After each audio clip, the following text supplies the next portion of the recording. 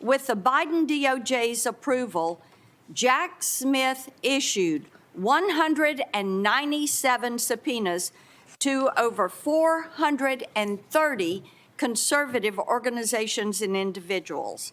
That was the length that he went to go after President Trump. When you got a subpoena from Jack Smith for Senator Cruz's records, you pushed back on this. We did some research, as you would expect any legal department to do. We determined that even though the subpoena was obligatory, that we were required to respond to it, we can always ask a question.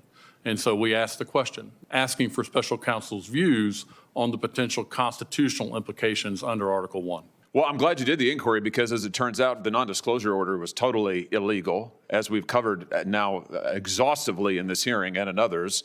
Statutes in place on the books in 2020 required notification to sitting members of Congress. My question for you is, Mr. Miller, why didn't you do any of this? Senator, at that time, and I recognize we should have had a better process here. Mr. McAtee's company, AT&T, all the other guys just handed over this data. They couldn't do it fast enough. They rushed to do it.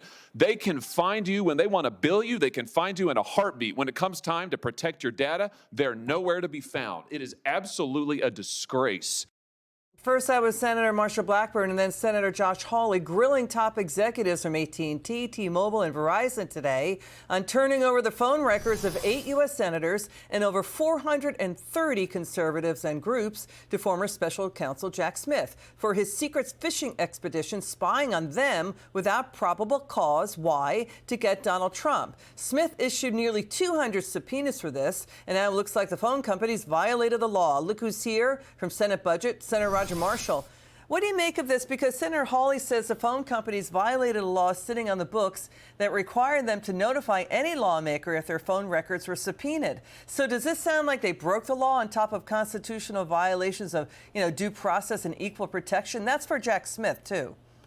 Yeah, it sounds like that to me. I think that they abused people's Fourth Amendment's right to privacy. But what no one can argue against is that this was a political dragnet, that this was the most outrageous abuse of political power, certainly in my lifetime. You used the term fishing expedition. I think that's the best description out there. They were fishing. They went after 400 Republicans, almost 200 subpoenas as well. So I think this was abuse of power. Eventually, I suppose, did they break the law or not?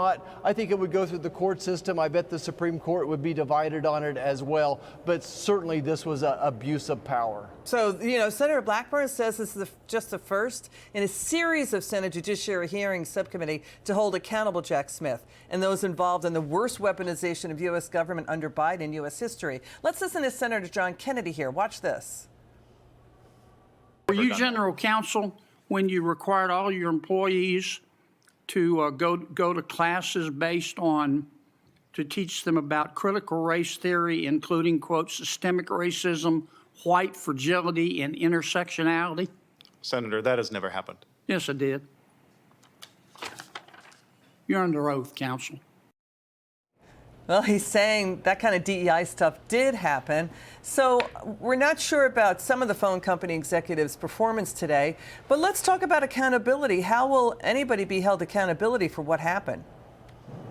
Yeah, well, certainly when these companies are focused on DEI, they take their eye off the real concerns. They take their eye off the ball here. And I think Senator Kennedy is making that point that, look, they drifted away from their mission. At a minimum, that they should have disclosed to the members of Congress that the records had been released as well. That would be at the minimum. I think they kind of lost their blocking and tackling, their fundamentals, and instead they were drifting off in other directions. Thank you so much, Senator Marshall. It's always great to see you. Appreciate you very much.